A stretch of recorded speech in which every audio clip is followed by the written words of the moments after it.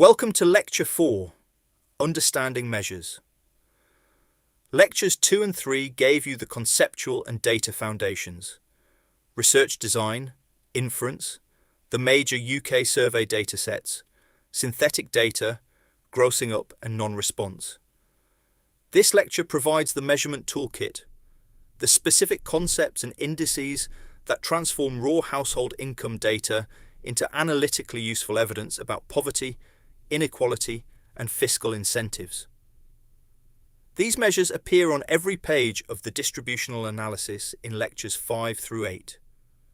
You will encounter deciles, the Gini coefficient, the poverty gap, and the Foster-Greer-Thorbecke index in every major microsimulation output.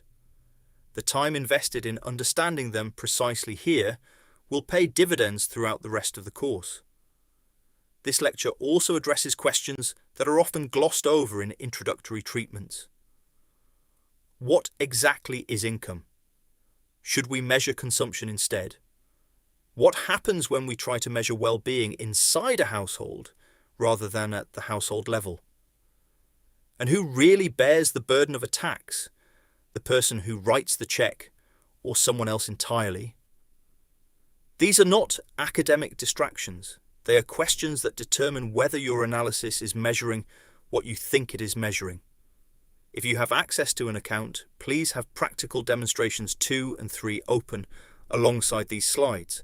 The activities build directly on the concepts introduced here. We cover 11 topics, moving from the basic unit of analysis through measurement tools to the conceptual challenges that complicate straightforward income measurement. The first 4 topics, households, equivalent scales, intra-household distribution, and benefit units, establish who we are measuring and how we adjust for household complexity. The next 4, poverty and inequality measurement, are the analytical core of this lecture. The final 3 topics address questions that are practically important but often underemphasized: whether income is the right thing to measure at all, how to account for the temporal dimension of income, and how to think about who really bears the burden of a tax or receives the benefit of a transfer. These last topics are where the conceptual sophistication that distinguishes serious policy analysis from naive distributional arithmetic really shows. This lecture opens with a question that seems obvious until you think about it carefully. Who exactly are we measuring? The HBAI data measures the welfare of individuals. But individuals live in households, and the resources available to any individual depend heavily on the household they live in. The ONS definition of a household requires 2 things: shared cooking facilities and a shared living or dining room. This is more restrictive than simply living at the same address. 2 people sharing a building, but with completely separate kitchens and sitting rooms, would be counted as 2 separate households. This matters at the margin, particularly for multi-generational living arrangements that are becoming more common as housing costs rise. 2 issues follow from the household structure. The first is economies of scale. A couple does not need twice a single person's income to achieve the same living standard. They share a fridge, a broadband connection, a sofa. This is why simply summing household income and dividing by the number of members is inadequate. It would treat a couple on £800 per week as being worse off per person than a single person on £500 per week, when in reality the couple's household is considerably better resourced per person than that arithmetic suggests. Equivalent scales address this. The second issue is intra-household distribution, whether resources are shared equally within the household. The standard approach, which we use throughout this course, is to assume equal sharing. Everyone in the household is treated as having the household's equivalized income. This is a convenient simplification, but it is not always accurate, and we return to the implications in the next slide. Equivalent scales are the mechanism that makes household incomes comparable across households of different sizes and compositions. Without them, A family of 5 with a household income of £1,200 per week would appear wealthier than a single person with an income of £500 per week, even though the single person's resources per person are probably considerably more generous. There is an equivalent scale implicit in the universal credit system itself. The standard rate for a single adult aged 25 or over is £400.14 per month. For a couple, it is £628.10, a ratio of 1.57 to 1. This implies the government's own benefit system treats a couple as needing 57% more than a single person to achieve the same standard of living. A child adds approximately £339 per month, giving a ratio of 0.85 relative to the single adult rate. Engel's empirical method for deriving equivalent scales is genuinely elegant and worth understanding. Ernst Engel, working with German budget surveys in the 1850s, noticed 2 regularities. Richer families spend a smaller share of their income on food, and larger families at the same income spend a larger share on food. These 2 facts together imply a test for equal living standards. 2 households of different sizes are equally well off when their food share is the same. Using this test on the Living Costs and Food Survey, we estimate that families with children need approximately 42% more spending than childless families to achieve the same standard of living. The Modified Organization for Economic Cooperation and Development, OECD, scale, used in the official HBAI statistics, provides a simple implementation of this principle. The OECD is an international organization of 38 member countries that sets standards for economic and social statistics, including the equivalent scales applied in UK poverty measurement. A single adult scores 1.0. A second adult adds 0.5, giving a couple a score of 1.5. Each child aged 13 or under adds 0.3. A lone parent with 2 young children has a scale of 1.0 plus 0.3 plus 0.3 equals 1.6. The household's total income is divided by 1.6 to produce equivalized income, the income that would give a single person the same standard of living as this household enjoys. The assumption that resources are shared equally within households is one of the most consequential and least examined simplifications in distributional analysis. We address this directly, and the evidence it summarizes has important implications for the design of welfare policy. If we could identify goods that are specifically consumed by men, women or children, clothing by sex, for example, we could test whether changes in who earns the income affect what is bought for whom. If households with women in paid work spend more on women's clothing and children's educational materials, that would suggest that women's independent income benefits women and children specifically, rather than being pooled completely. Consumption-based studies, which look at spending patterns, tend to find relatively little intra-household inequality. But health and education outcome studies, which look at what actually happens to children's schooling and women's health when income shifts between men and women, more consistently find that income in women's hands produces better outcomes. This suggests that equal sharing of household income in terms of consumption may coexist with unequal sharing of the benefits of that consumption. For the design of basic income specifically, this matters. The history of child benefit in the UK is instructive. When child benefit was paid as a deduction from the main earner's income tax, it effectively went to the higher earning parent in most households.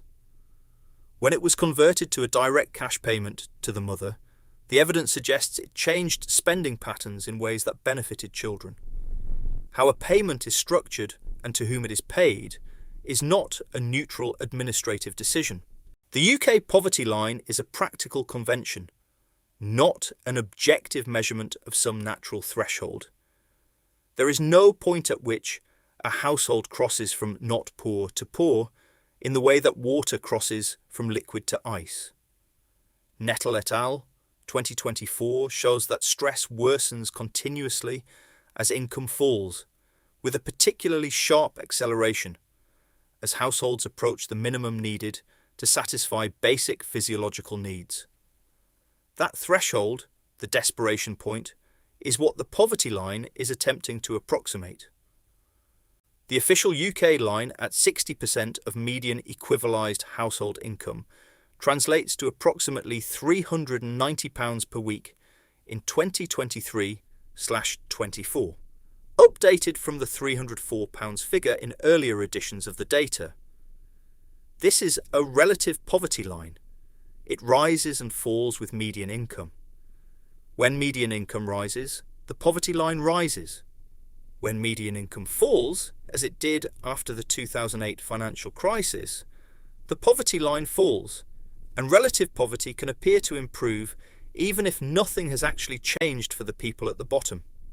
The distinction between relative and absolute poverty is analytically important and politically charged. Relative poverty measures inequality. Absolute poverty measures deprivation. If your interest is in whether the worst-off members of society are materially better off than they were 10 years ago, you want an absolute measure. If your interest is in whether the gap between the bottom and the middle of the distribution is closing, you want a relative measure. Both are legitimate analytical goals, and choosing between them is not a technical decision. It is a normative one about what poverty means. Note that 18% of the population below the poverty line is a national average. Child poverty is considerably higher, around 30% of children, because children are disproportionately concentrated in lower income households.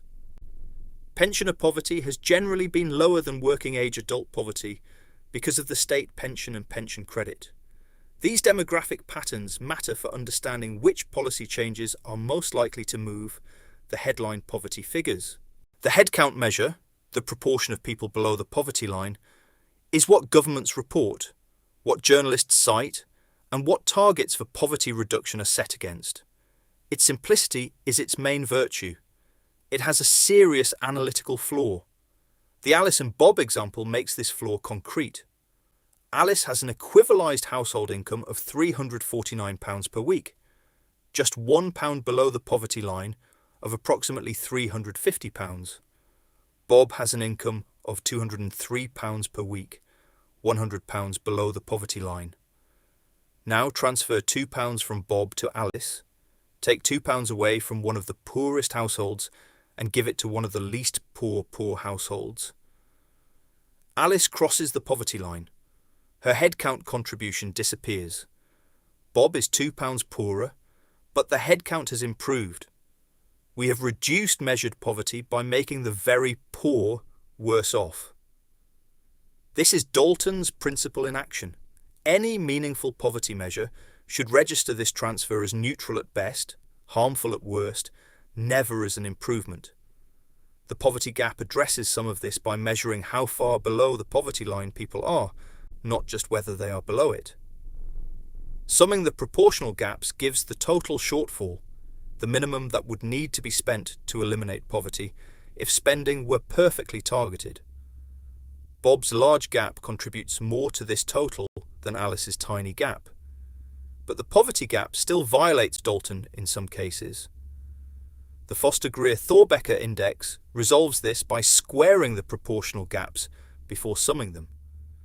Squaring is the mathematical operation that makes the very poor count much more than the near poor. Bob's gap of 0.328 squared is 0.108.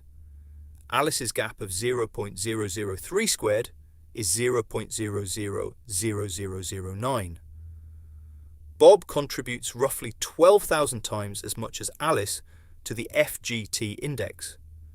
It can be proved mathematically that squaring ensures the measure can never improve from an upward transfer. The trade-off is communicability. The FGT index requires statistical literacy to understand, which limits its use in public advocacy and political communication. The embedded YouTube video examines how poverty is measured in the UK. The Lorenz curve is one of the most useful single diagrams in distributional economics. It is worth taking time to understand it properly because you will encounter it in every major microsimulation output from Lecture 5 onwards. The construction is straightforward. Sort everyone from the poorest to the richest. Plot two quantities. On the horizontal axis, the cumulative share of the population. So the first point is the poorest person, as a fraction of everyone. On the vertical axis, the cumulative share of total income held by that fraction of the population. If the distribution were perfectly equal, the bottom 10% would have exactly 10% of income, the bottom 20% exactly 20%, and so on, giving a straight 45-degree line from bottom left to top right. In the small economy example from Table 3.3, the 8 people have incomes ranging from £10 to £35. The total income is £145. The poorest 2 people have £21 between them, which is 14.5% of total income. But they are 25% of the population. So the Lorenz curve at the 25% population mark gives an income share of only 14.5%, already below the 45-degree line. At every point along the curve, the income share is less than the population share because income is unequally distributed. The further the curve bows below the diagonal, the more unequal the distribution. The Gini coefficient summarizes the entire Lorenz curve in a single number. It is the ratio of the area between the Lorenz curve and the diagonal to the total area of the triangle below the diagonal. A perfectly equal society, where the Lorenz curve coincides with the diagonal, has a Gini of 0. A perfectly unequal society, where one person has everything, has a Gini of 1. In practice, Gini coefficients for countries range from around 0.25 for the most equal to 0.6 or above for the most unequal. International comparison of inequality is important. The UK Gini of 33.2% places it between the more equal Northern European countries and the less equal Anglophone economies. Denmark at 28.2% and the Czech Republic at 29.9% demonstrate that comparable living standards can coexist with substantially lower inequality. The USA at 41.5% and South Africa at 63.0% illustrate how much more unequal market economies can become when redistribution through the tax and benefit system is less active. The long-run UK trend is politically significant and worth understanding precisely. UK inequality was relatively stable and comparatively modest through the 1960s and 1970s. The sharp increase during the Thatcher years between 1979 and 1990 is the dominant feature of the entire 63-year series. The top income tax rate fell from 83% in 1979 to 40% by 1988. Trade union membership declined substantially. The earnings distribution widened as high-skill and low-skill wages diverged. These were not coincidental developments. They were the direct consequences of deliberate policy choices. Since the early 1990s, inequality has been broadly stable at the high level reached during the Thatcher period. This ratchet effect, where inequality rises sharply and then persists at the higher level, is a common pattern internationally. The 2008 financial crisis is visible as a temporary dip in the Gini, but the mechanism is important. The dip was caused by the collapse of very high incomes in the financial sector, not by improvements at the bottom of the distribution. When financial sector incomes recovered, the Gini returned to its pre-crisis level. This is a reminder that Gini improvements are not inherently good news. They can reflect shared hardship rather than genuine equalization. However, it is important to note that levels of inequality are much higher now than they were when other indicators of economic performance, such as productivity and growth, were higher, such as in the 1950s and 1960s. The Gini coefficient dominates public and policy discussion of inequality, but it has limitations that make these alternative measures worth understanding. The Thiel Index's distinctive contribution is decomposability. Total inequality can be exactly split into the contribution from differences between groups and the contribution from differences within groups. When UK inequality rose sharply in the 1980s, you can use the Thiel Index to ask how much of that rise was because London and the South East pulled away from the rest of the country, and how much was because inequality within London, between the newly wealthy financial sector and everyone else, increased.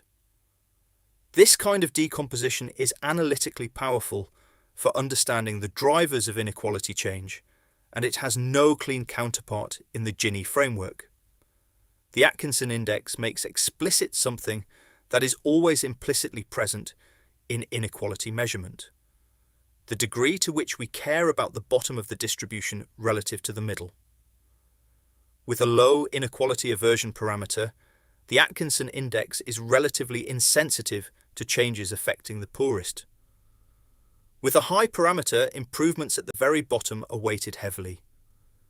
The Gini implicitly weights all parts of the distribution equally, which may or may not be what we actually care about. The Atkinson Index forces you to be explicit about your normative commitments. The Palmer ratio has become popular in international development circles because it is extraordinarily simple. The income share of the richest tenth divided by the income share of the poorest 40%. This simplicity is genuine analytical value, a number that a minister can understand and remember and use in public debate. But we need to be clear about its limitation. The Palmer violates Dalton's principle because transfers within the bottom 40%, the middle 50%, or the top 10% do not affect the ratio at all. A measure that cannot detect redistribution within 3/4 of the population is analytically limited, however communicable it may be. The embedded YouTube video examines inequality and its measurement in greater detail. Income in any given year is often a poor measure of someone's actual command over resources. The example of Alice, Bob, and Cynthia can make concrete a problem that abstract discussions of income measurement can obscure. Alice and Bob have identical current salaries, but Bob knows he will come into a substantial inheritance at retirement.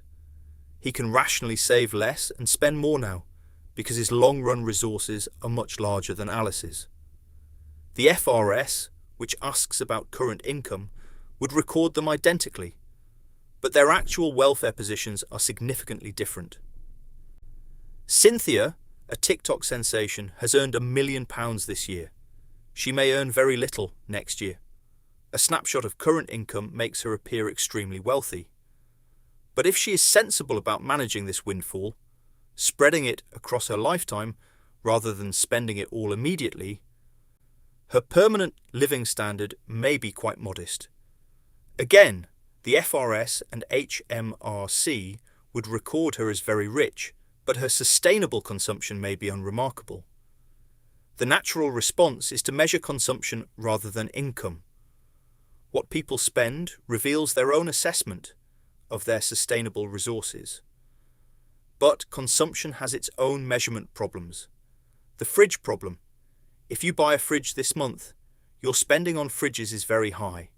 Next month, it is zero. Your ongoing consumption of the service the fridge provides is spread across years. A comprehensive consumption measure would require imputing the rental value of all durable goods, a demanding exercise that no standard survey attempts fully.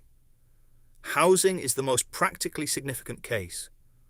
For homeowners, the imputed rent from their property, what they would have to pay to rent an equivalent property, would for many people be their largest single income item. But it does not appear in income measures, creating an artificial poverty among asset-rich, cash-poor households. For renters, housing costs are a real cash outflow over which they often have little control. Whether you measure income before or after deducting housing costs makes a substantial difference to measured poverty rates, especially in areas with high rents. The gig economy problem needs to be examined with appropriate nuance. It is genuinely true that survey snapshots of income may mistake volatility for poverty. A self-employed photographer who earns £200 in one week and £1,400 the next will appear as poor in a survey that happens to interview them in the lean week. If recorded poverty is partly a function of income instability rather than persistent low income, it would imply different policy responses than if poverty is primarily a matter of persistently inadequate resources. But we need to be careful not to let this become an excuse for dismissing measured poverty as illusory. The evidence from deprivation measures, whether households can afford adequate food, heating and clothing, and from food bank usage suggests that persistent low income is the dominant driver. And the Nettle et al. 2024 research shows that income volatility is independently harmful to health and well-being over and above its effect on average income. This provides an additional argument for income security, the predictability dimension of basic income, that goes beyond the average payment level. Multidimensional well-being indices are intellectually appealing. The Social Metrics Commission's 2024 update of its poverty measure is a significant development in UK poverty statistics. But the analytical limitation is real. When different dimensions move in different directions, how do you aggregate? And the practical limitation for this course is that we can model the effects of fiscal changes on household income with considerable precision, but predicting the effects on health or education attainment requires additional modelling assumptions that introduce substantial additional uncertainty. The incidence distinction is fundamental to interpreting any distributional analysis. Employer national insurance contributions are formally paid by employers. But standard economic theory suggests that in competitive labour markets, the tax is passed on to workers through lower wages. If this is correct, the distributional impact of employer NI falls on workers, not on corporate profits. The models in this course analyse formal incidence, the mechanical effect of tax and benefit rules on households. Effective incidence may differ, and for some policy questions, this difference is the whole point of the analysis. Fiscal neutrality is the organising principle of mainstream tax design. We need to understand it even-handedly in order to understand points from which it can and should be departed. The core argument is straightforward. If markets are working well, prices already reflect the costs of producing and consuming things. A tax that moves prices away from those efficient levels introduces a distortion. It leads people to make decisions they would not otherwise make, reducing the overall efficiency of the economy. The default design principle is therefore to raise revenue with as little distortion as possible. The practical implications are two: low marginal tax rates and broad-based taxes. On marginal rates, a high marginal tax rate on labour income means that the effective wage for the next hour of work is low, which discourages work. The relevant price signal is the marginal one, what you get for doing a little bit more. On broad bases, a tax on one specific good or brand diverts consumption toward close substitutes, potentially wiping out the tax product entirely. Spreading the same revenue requirement across a broader base reduces each individual distortion. The VAT example is worth dwelling on. Most food, children's clothes and books are zero rated in the UK, explicitly excluded from the standard 20% VAT rate. Treasury economists have long argued that this is inefficient. It means VAT rates on other goods must be higher than necessary to raise the same revenue, and it creates complex definitional disputes about what counts as food. Politicians have resisted rationalisation because zero-rating food protects lower-income households who spend a larger share of their income on food. Both sides are correct in their own terms. This is not an analytical mistake. It is a genuine trade-off between efficiency and distribution. The justified exceptions to fiscal neutrality are important for the CSPG's policy programme. Externalities are the clearest case. Petrol use creates pollution that the driver does not pay for in the market price. Alcohol consumption creates crime and health costs that the drinker does not bear.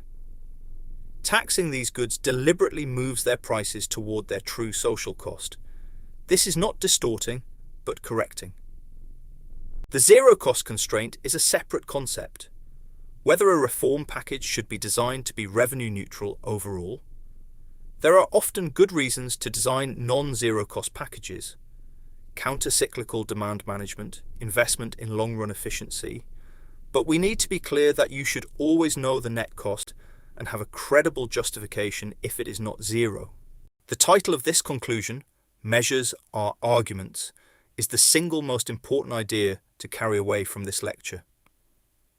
Every measurement choice we have discussed favours some view of what poverty and inequality are, whose situation matters most, and how the policy system should respond.